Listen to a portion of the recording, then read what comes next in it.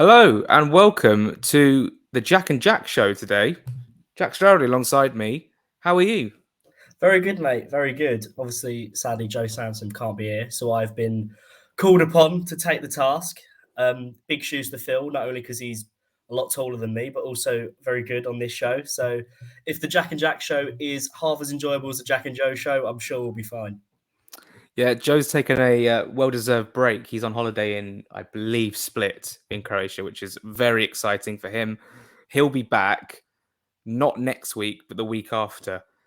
So Jack Stroudley will be filling in for Joe for the next couple of episodes, which is very exciting. And we don't have an awful lot to talk about today. Obviously, the game against Chelsea was cancelled because of the death of the Queen, which of course was just an incredibly poignant moment in British history. But we're not going to dive into that because it's been covered on various all the outlets.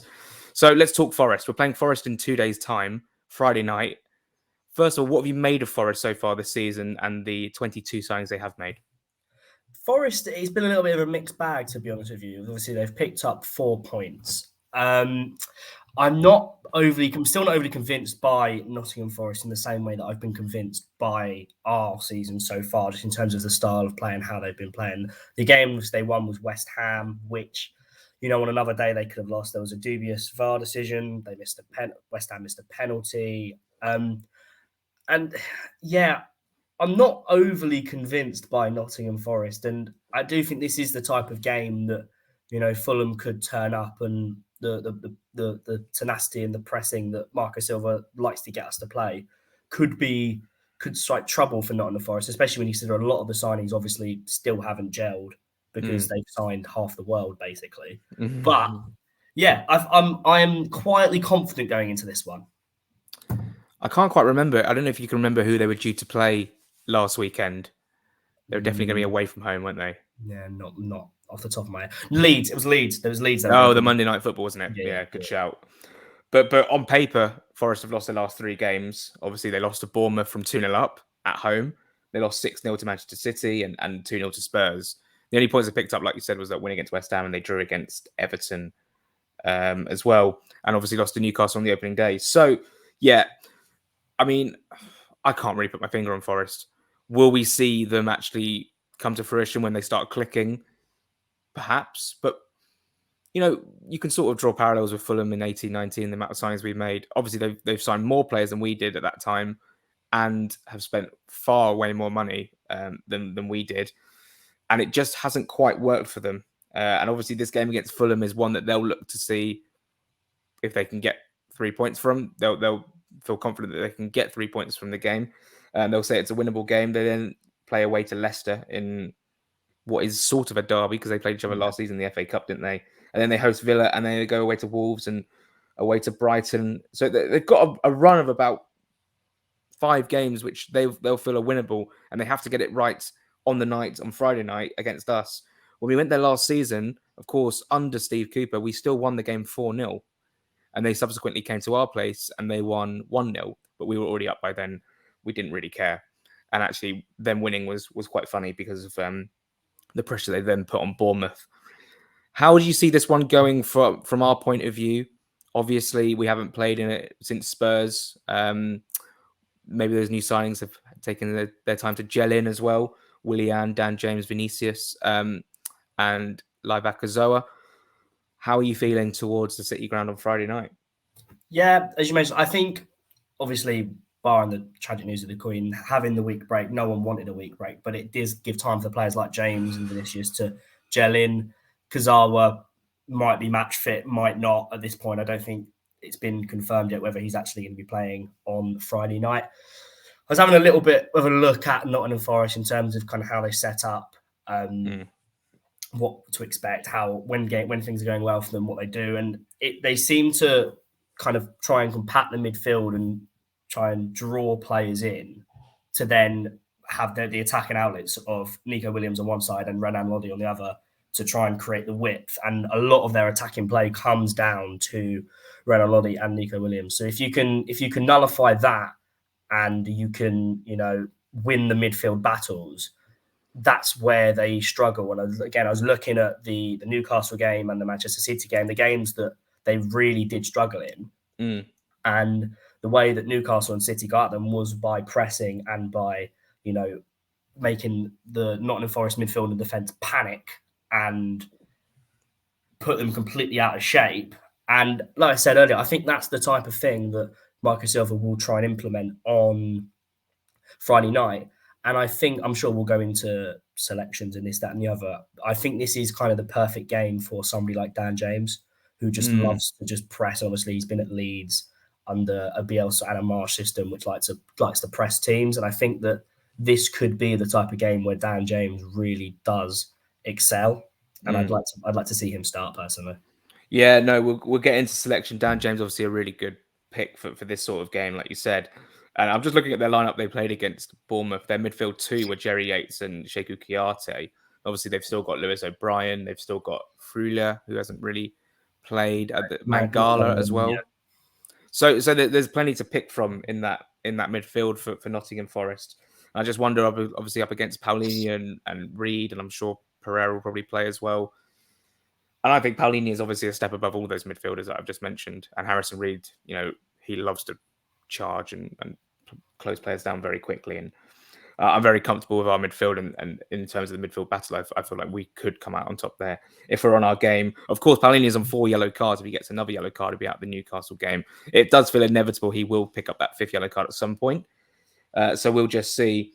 And then, of course, the likes of Jesse Lingard, Morgan Gibbs-White and Brennan Johnson, that is quite scary in terms of the pace that Brennan Johnson brings. Lingard hasn't really proved himself so far. Gibbs-White signed for big money from Wolves, of course, and there'll be pressure on him. Awoniyi as well, the striker. He scored against West Ham. If let's say, out of those 4 players I just mentioned, if 3 of those play, who scares you the most?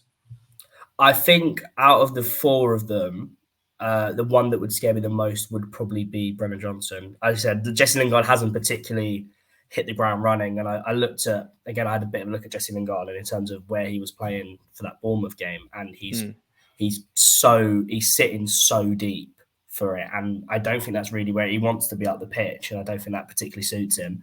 Brennan Johnson, he's been at Nottingham Forest for a while. We know his capabilities. He's quick. He's strong. He's technical. I think in terms of Awoniyi, if he plays, he is obviously a big target man. And I think that he's the type of player that we could defend relatively comfortably. Not particularly mobile, wants the ball, play kind of over the top to him. And so far, with bar a couple of lapses in concentration, I think defensively we've been really solid this year. And I've been quite surprised by the likes of Tim Ream and Tosin and Robinson. And obviously Robinson's not playing, but Robinson, who were players coming into the summer, we were thinking, look, well, there's no way Tim Ream's going to start in the Premier League. And even then, obviously, we signed it to Diop. You thought, right, Diop probably comes in. But for me, Tim Ream's probably been the best of the back 4. And yeah, I've been really impressed by that. So yeah, as a whole, I think out of all the kind of Forest forward players, I think Brennan Johnson is the one that would concern me the most. Yeah, Johnson's obviously got that raw pace. His dad's always in the crowd, as every commentator likes to mention 5 times a game. It should be a very interesting battle. And obviously 2 of the promoted teams, given they played Bournemouth last time as well, when they were 2-0 up, and I was thinking, well, Bournemouth are in trouble here. They obviously Parker's gone. They're 2-0 down to Forest. And suddenly they came back and won the game. I don't know whether they took the foot off the gas, did Forest, but Bournemouth were quite good value for those 3 points, and they only sit 1 point behind us, which is quite frightening. But Forest on 4 points, they're going to have to win. And obviously, we're going to be there and trying to upset them on that Friday night. If we win, we go up to 11 points from 7 games, which is an extraordinary return for a newly promoted team. And let's get on to your lineup then. How would you see Fulham? I mean, you just mentioned that Tim Ream. You'd imagine he keeps his place. Issa Diop hasn't done anything to prove himself just yet. So what's your 11 for the game?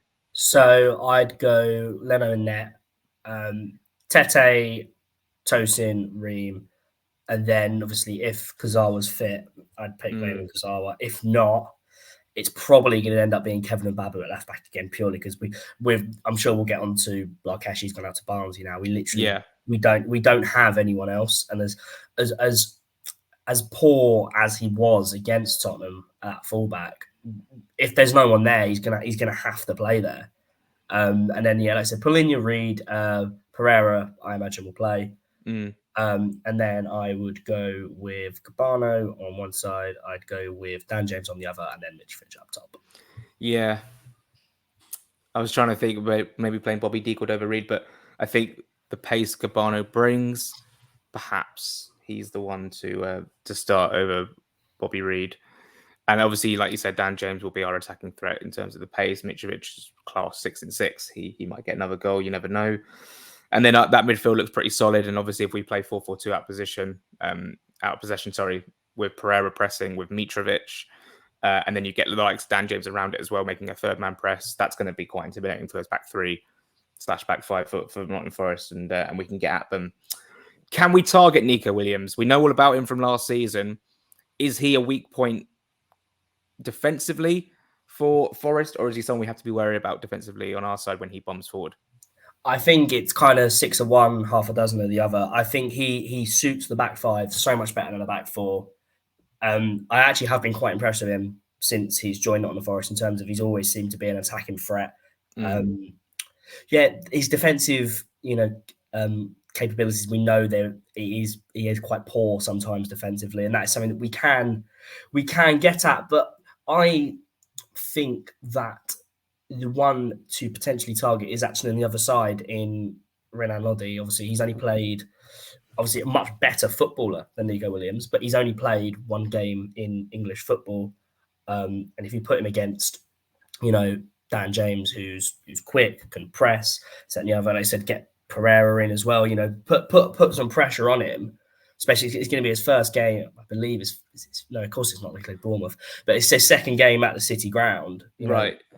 Bit of pressure on him. I think he could potentially be one to get at. But like I said, I think the way that we attack and the way that we're going to get something out of this game is just nullifying the effects of those wing backs. Because when the wing backs for Forest aren't ticking, and it's not as progressive and as attacking as they want, they do tend to struggle and they don't really know what to do.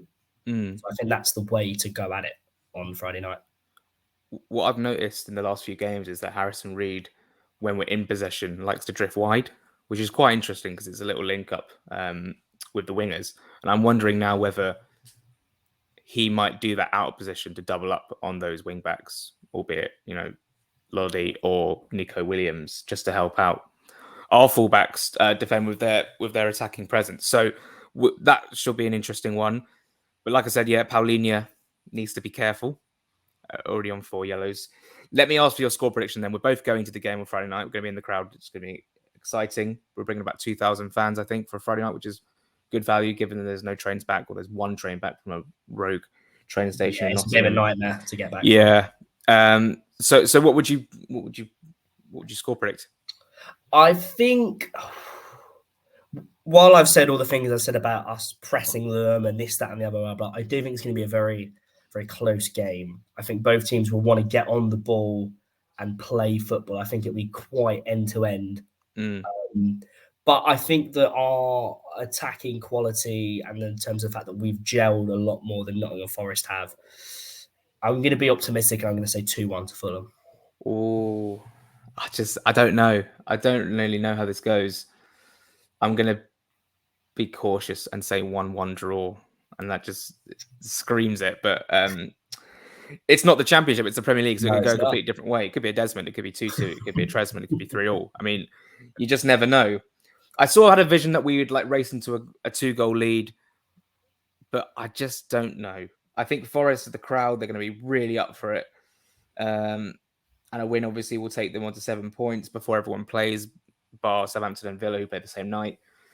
1-1. I think we take the lead, they equalise, which is very frustrating. And obviously, vice versa, you'd probably take a point. Let's move on. Sonny Hilton was rumoured to be called up for Wales, and it subsequently has come to fruition. What an achievement. Did I say... You said something, you mean Luke Harris? Can't even edit it out. I apologise. Luke Harris. You know what? Sonny Hilton is at Carlisle. Sonny Hilton's at Carlisle. Luke Harris is at Fulham. Silly. What did you think of Luke Harris being called up? I'm very pleased for him.